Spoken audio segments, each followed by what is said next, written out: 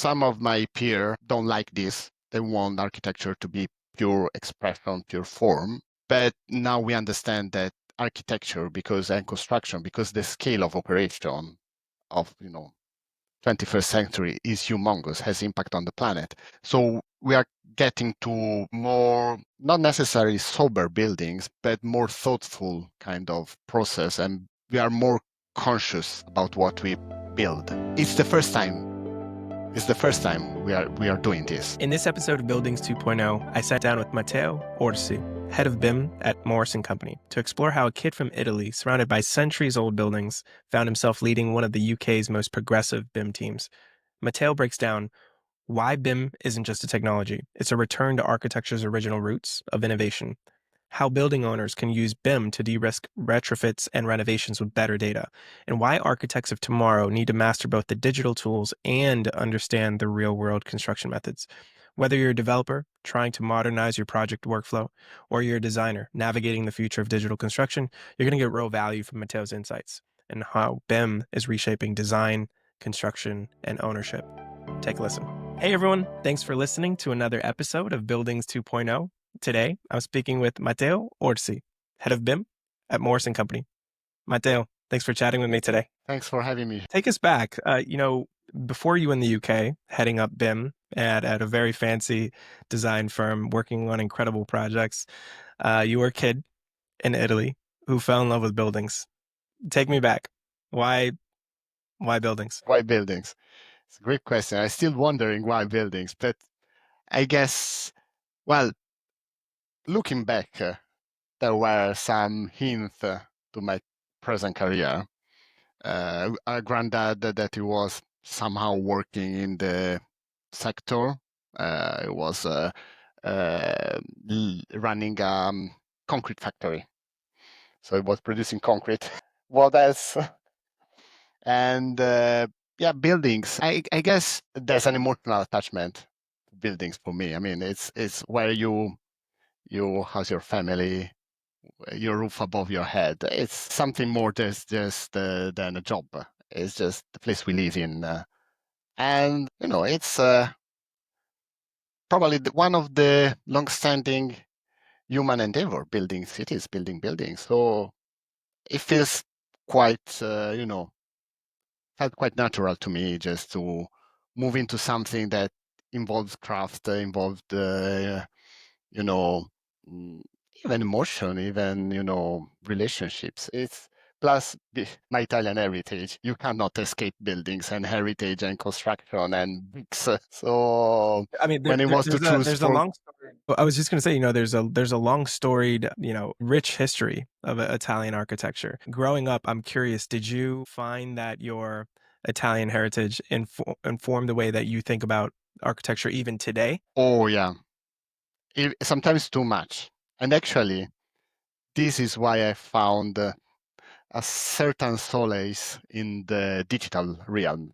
because it's overwhelming, the heritage in terms of building built environment. What you can do in Italy sometimes is so little because we have built so much in the past, and you have you can't see behind me, but that's the history behind me that is leaning on me and say you can't do anything. Someone else has done already, did already. Yep. Yep. So that's why, I mean, I started with this sort of background of, okay, house, city, place where to live. I ran my practice for 7 years in Italy, doing sort of old school kind of architecture. So the one kind of one man band show. But then, because of complexities, because I was a bit fed up with the heritage in general that was hanging above my head, I said, hold on a second. Probably I need to rethink.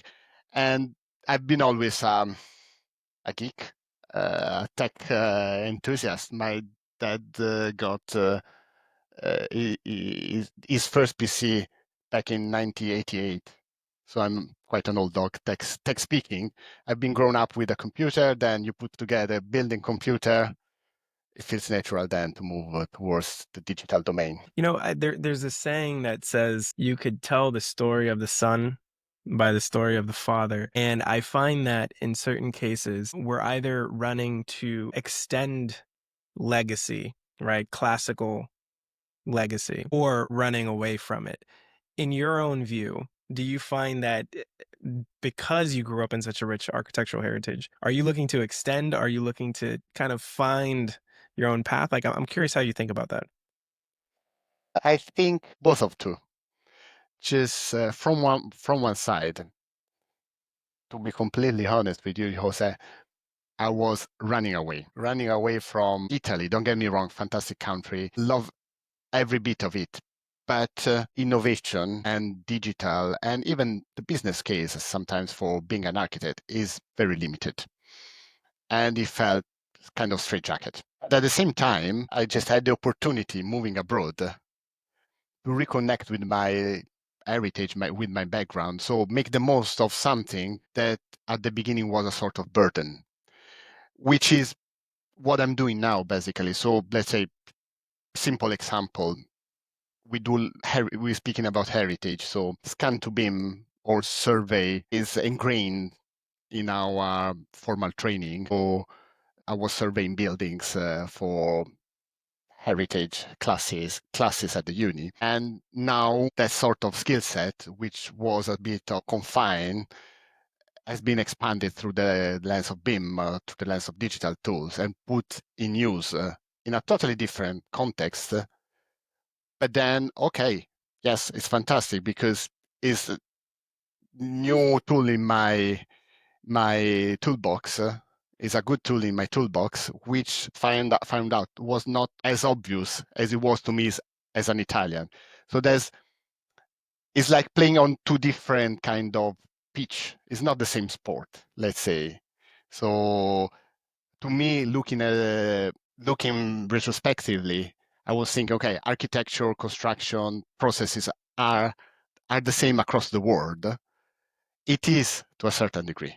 But then when you change pitch, you realize that yes, it is. We build buildings, but there are different cultures, different materials, different approach. Therefore, something that is normal in my past self is something very useful and uncommon in my new self. So you see, it's just always mixed bag of okay, let's escape, but at the same time, now it's handy, if you know what I mean. If I heard you correctly, so you're at the intersection of deep heritage and architecture, an understanding of different construction practices in various different regions and countries. And you also mentioned BIM. In fact, you're leading a BIM team, a BIM department. Why BIM? Like how kind of did you evolve from a designer running your practice to kind of leading what's traditionally considered like a technology arm? How did you come and evolve into that? So this is, let's say, my personal take on the whole digital domain. I don't see any I would say discontinuity in my professional self from the day I started my practice to now. So I'm employing tools to deliver buildings and is a modern tool. Actually, I would love to flip the question to the rest of the industry, which is seeing digital as a sort of niche. I mean, if Roman architects would have the chance to have BIM tools, surely would have used them. And actually, construction historically was the most high-tech industry for a long, long time. It's just recently that we start to say, oh no, we were used to do things pen and paper, and now you are a technology person. It should be the other way around. Why we stopped to be so advanced in technology in construction? Construction has always been the place in which innovation, new methodologies were experimented. I mean, again, going back to heritage, I studied in Yeah. Florence. There's the infamous cupola by Brunelleschi. Brunelleschi was developing piece of machinery, inventing new things to have that cupola standing. So it's normal to me. I don't see the any. For me, it's a straight line. At some point, of course, I start to use this tool. Then there's a need in the industry of somebody specialized.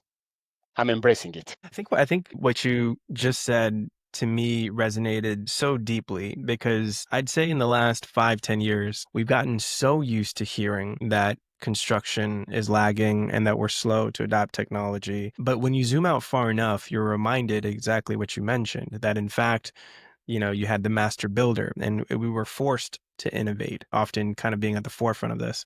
And I guess over time, that narrative and that perspective and that mojo really has Mm. changed. I think what you're also outlining too is something that I feel strongly about, which is I think as new tools have been presented to us, we're still operating under what I think to be fairly traditional business models in design and architecture that I find when new tools arise, there's like entirely new business models and value propositions that are just now possible, but they're kind of stuck under these like traditional models. And it creates this kind of tension where now someone incredibly, you know, empowered like yourself with such agency that is connecting scan, BIM, and all these various tools actually feels like an outsider. To me, that's crazy, but also reflective of what I'm hearing in most of the industry. I had a similar trajectory. Started as an architectural designer, moved my way into kind of construction management using BIM as a way to kind of, find my place. But like you've mentioned, kind of feels other. Yeah, and you're It's absolutely right. I mean, it's strange to say the least. I don't know why this happened, but you absolutely picture correctly the place we are in at the minute in terms of digital and construction and design in general. I guess, I mean, there's not probably an easy answer or it's hard to elaborate on this, but you remind me of not a joke, but a remark an old architect that I work with made when we were talking about technology. And he told me, look, Matteo, you know what was the biggest technological advancement before the computer? It was the Xerox machine because they were able to copy paste thanks to the Xerox machine. So it happened at some point that we lost this connection with the tools, or at least we mm, we sort of conscious denial that technology would have take over. So now I'm having this conversation with people. Oh, you BIM guys? No, not BIM guys. I'm chartered architect. You're talking to an architect, and I'm precious about it, not because of the title itself. It's just for me, it's a way to demonstrate to the rest of the people that there's no. It's a sort of statement. There's no split between digital and design, or it's the same process, it's the same methodology done in a more effective fashion with better tools and is more up to the challenges. I mean, of modern challenges. I mean, how can you deliver a stadium pen and paper? I mean, or with old CAD tools? It's not possible. Let's face it. Yeah. Well, let's for those that might be listening who are in real estate but perhaps non-technical, meaning that they perhaps are not aware of the various tools available that we use to design and draft and coordinate and things like that. Um, Demystify, like why does BIM matter?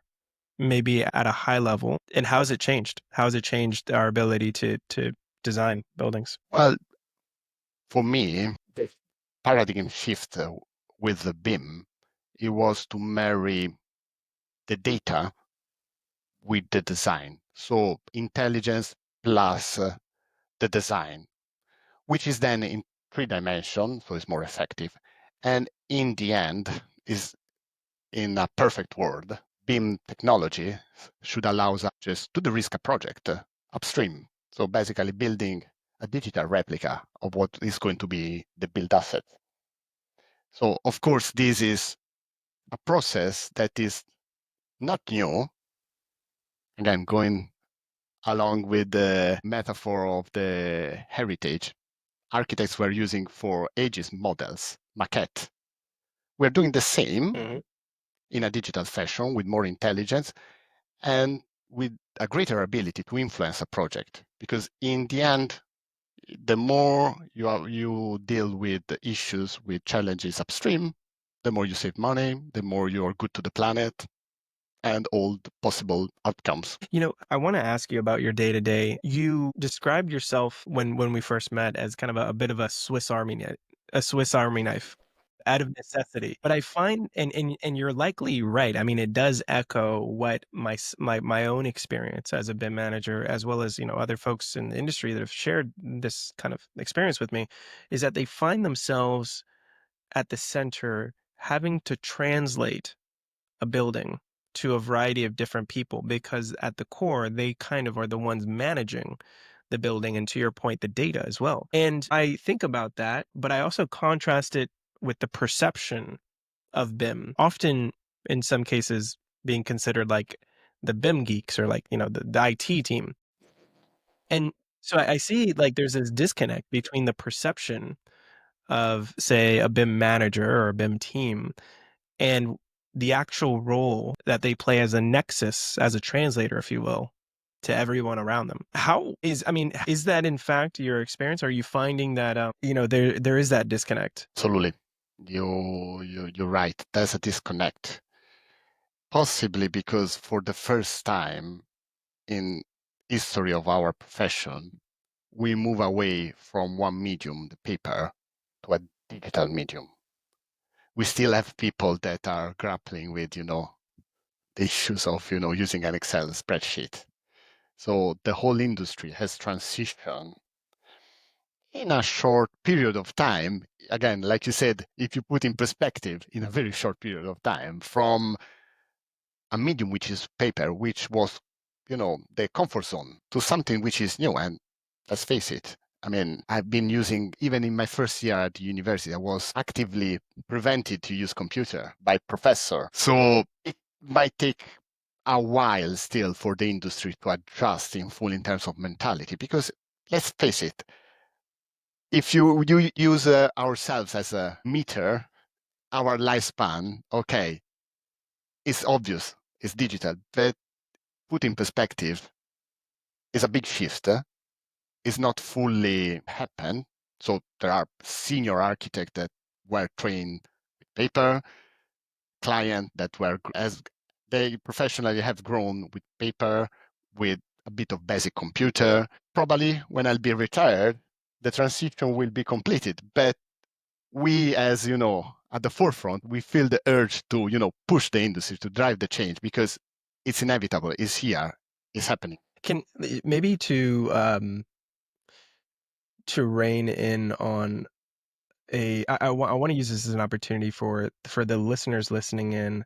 We have quite a few commercial real estate leaders that often listen to this podcast, and they're often on the side of the table of having to acquire buildings and then create budgets to renovate and reposition and retrofit buildings. And they know about advancing technologies and new methodologies in BIM, but sometimes it feels like a checklist, right? Like as an owner, I might say, well, I want BIM on my project, but if I'm an owner and I'm acquiring a building and my intention is to restore or to renovate and I want to do things right, how should I begin to organize my proposal, my program, so that when I go sit down with Matteo, I'm thinking about it in the right way to set the project up for success? What are perhaps questions that I should be asking or things that I should be considering? It's a challenging question. I never put myself in a developer's shoes. I mean, I try, but I always fail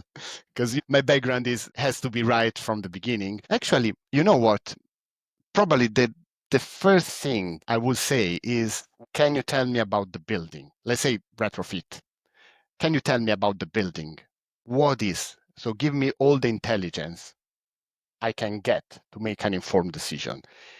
In the end, in a nutshell, if I were to put my money or I had to decide what to do with an asset, I want to have all the possible information to the risk and to make an informed decision, which goes back to the point of technology.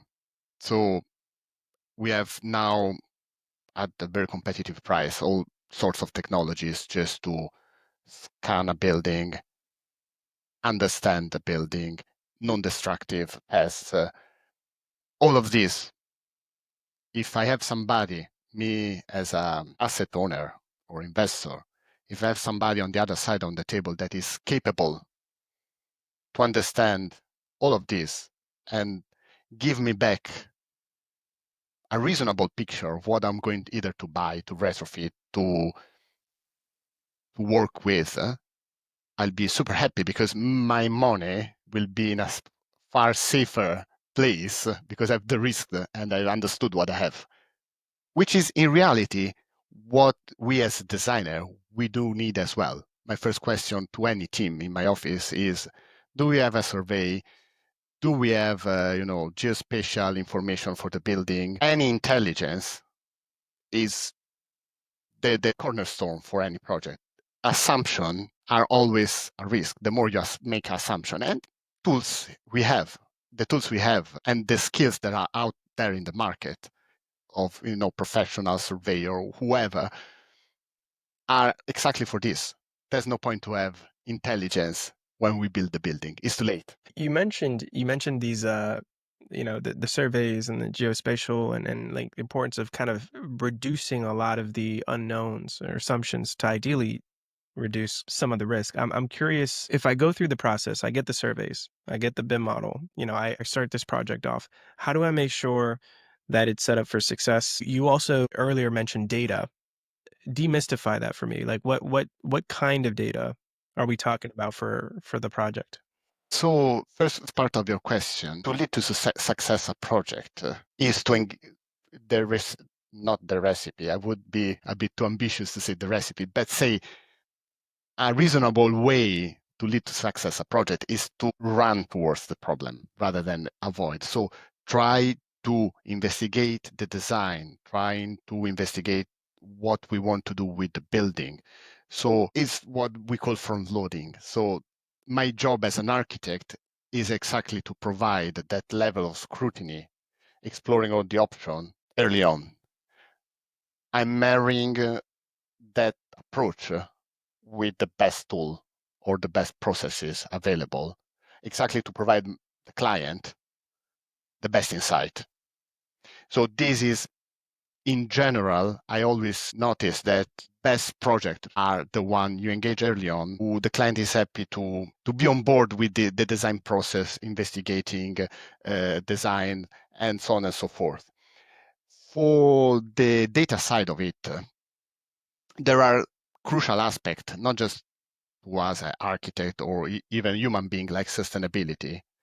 There are metrics that are important to investor, to stakeholder.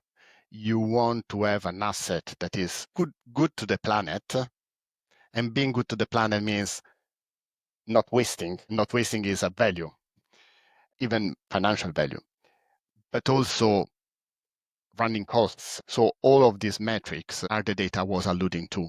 So there are models, there are ways to attach, even at the early stage. This is at the minute is my main focus in terms of R&D, to attach as much as metric as I can to an early stage model, exactly for the to provide a client with this information. Because if I were the client, I would have asked, okay, Mr. Architect, came to your office because you are the best architect. I love what you're doing. Your design are brilliant. Tell me, how much is going to cost?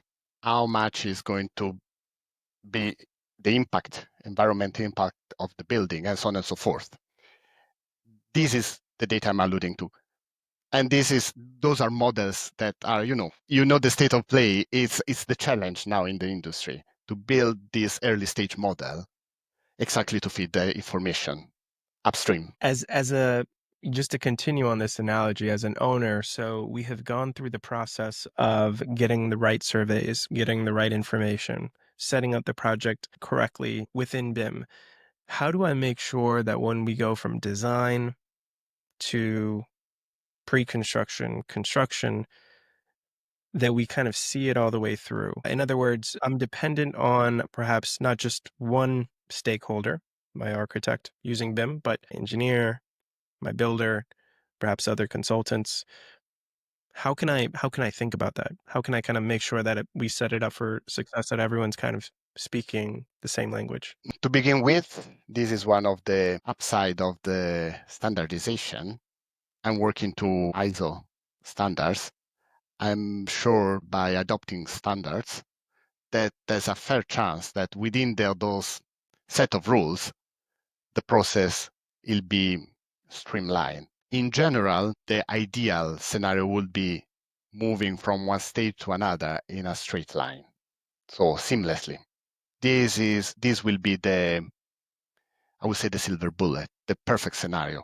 As a owner, as a client, I want, no matter what happens during the life of the project, to work in a sort of straight line. So moving from one stage to another, if somebody in the team changes, I want this new stakeholder to pick up where we left.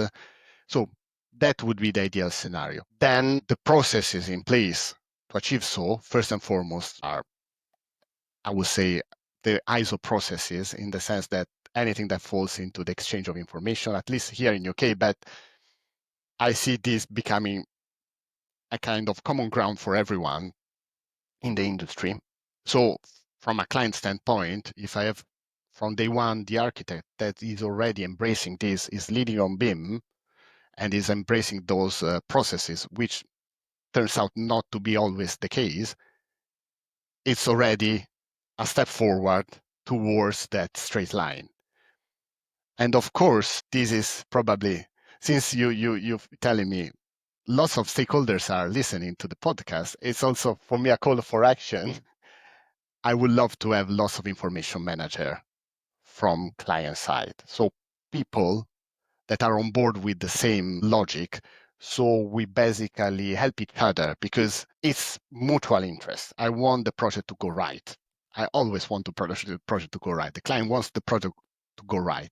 No one has interest in stopping anything. So the more we embrace work in the same fashion, speak the same language, the easier it is to achieve that straight line.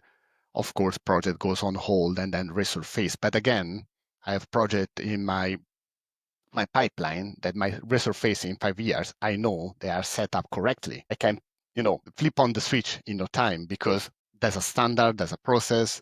The process is not coming from me, it's coming from the industry. So again, is this little by little the risking? How, as a young architect coming into the industry, needing to take a lot of the wisdom that you've learned in your time working as an architect and as a technology leader, how should I be thinking? Like, what things should I be reading?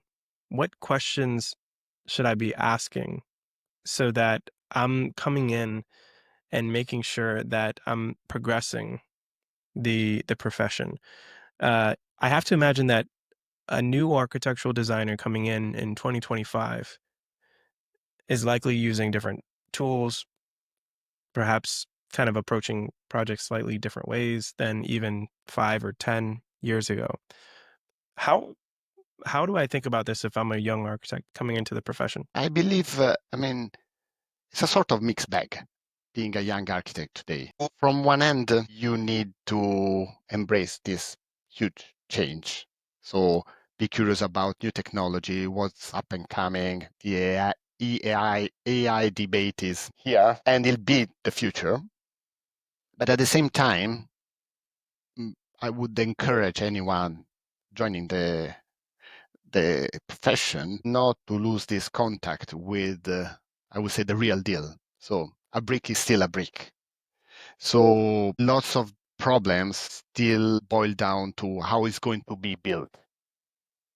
There's no substitute for knowledge of construction methods. Being on site, most of my question whenever we try to tackle problems with tools and how to design something, model something, is how it's going to be built, which are the trade involved. If you don't know those things, there's no technology that will help you out 100%. At least you'll be trailing rather than leading because you'll be at the mercy of your technology. Just to say that technology is 100% important, is the future, but don't lose the, the I would say the contact and the connection with how things are being built. And sometimes, no matter what we envisage with technology, problems might be the problems of big bricklayer on site. You envisage something overly complex for maybe a trades person that is not trained for that process or trained for that detail. You need to think of there's people behind it. So being on site, knowing how things are being built, understanding the struggle of putting together a building is equally important. So it's just, again, probably I'm giving my recipe, but it's again a mix of, okay, let's champion technology, but let's not forget that it's still buildings, materials, concrete, bricks, and people that physically have to put something very heavy in place. Yeah, yeah. I'm curious, as someone who grew up in uh, Italy, where you were surrounded by what we still study today, hundreds of years later, if you zoomed out and took a look at the timeline of architecture and its various chapters and periods, from the Renaissance, classical, a host of other movements, modernism, postmodernism. When we got the computer, we got really funky with shapes and forms. Recently, kind of like a performance-based, you know, uh, view. Today, what do you think? Where are we at today? I'm obviously asking you an unfair question because it would assume that we could kind of look into the future and then look back at like how we define this era. But in your view, in your opinion, where do you think we are today? Okay, it's not unfair because it's so difficult that I can only give wrong answers, so any answer is good. But just jokes apart, I guess we had, again, I'll use my bias and my look things through my lens. So it's an opinion, but I've seen a sort of hype, technological hype during my university career. Everything was to be parametric. Everything was a sort of challenge for the sake of I'll be showing off how good am I. Now, progressively, there's a more, let's say, more mature thinking.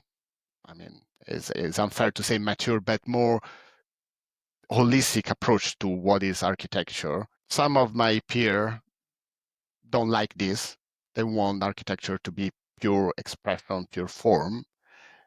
But now we understand that architecture, and construction, because the scale of operation of 21st century is humongous, has impact on the planet. So we are getting to more, not necessarily sober buildings, but more thoughtful kind of process, and we are more conscious about what we build. It's the first time. It's the first time we are doing this. My joke back in Italy was with my peers was I would have loved to be architect in the FIS. It was the glorious time of Italian architecture. Post-war, we were building tons of buildings, villas, and so on and so forth. And there was one radiator, one type of wall, one roof, super skilled tradespeople, autopilot mode. Now we have the luxury of choice, but with luxury of choice, with complexity comes challenges. So that's also the reason why I decided to quit and shut the door of my office, because I acknowledge that that glorious time is not coming back. But now, just to answer your question, it's just we are at this time in which we're starting to realize that what we call architecture is no longer about just design something. Is design something with information attached to it, which is not more a dimension only. It's also about, metrics about sustainability, how much does it cost the planet, embodied carbon, lifespan. Architects didn't have that capacity of technological capacity to estimate, to investigate. That's why I was saying the autopilot, because even if you were a person with you know, a forward-looking professional, you wouldn't be able to get into that level of granularity. So now it's less about the shape, let's say. is more about content, the immaterial content of a building. So it's again, it's a new phase. Probably we will have this chat in 15 years' time, and it'll be again something different. But I can see the trajectory of, okay, some of my peers are saying we had enough of sustainability. Yes, of course, we would all love to have, I don't know, to build the next Guggenheim Museum. It's not anymore that word. We are 6 billion shortage of housing, problem at scale that was unimaginable. So it's a different ball game now. No, I think with that, it's been an incredibly fun discussion. I think a lot of your points uh, really resonated with me. You suggested even sober buildings, suggesting that perhaps back in a time we had the liberty of maybe being a little bit more loose with the way we design buildings and even the definition of context. I remember in my schooling days when we would talk about designing contextual buildings, it was often really relegated to like what it looks like and like maybe the material and just kind of like reusing some of the material. But what you've outlined is a much more thoughtful, self-aware, as well as planet-aware approach that the success of buildings, I think, is it's just a lot more complex. And I think that the complexity that, architects like yourself and other designers are working with is just a lot more than I think what we, Italian architects in the 50s were at least considering. And I think time will tell, like what is the result of, right, the kind of trying to grapple with this level of complexity and then somehow crystallize it in decisions in buildings. But this has been incredibly fun, and I can't wait to have you as a part two. Anytime, I mean, thanks, Jose. And these are the moment that I love the most when, exchange of ideas and, even reaching out to, a wider audience is fantastic because, I mean, it's a challenge and it's not anymore a one-man band show. So the more we get together, the more we share knowledge and experience, the better it is for everyone, for the industry, for our work, for the planet. So thanks so much, and thanks to the listener. Thank you, Matteo.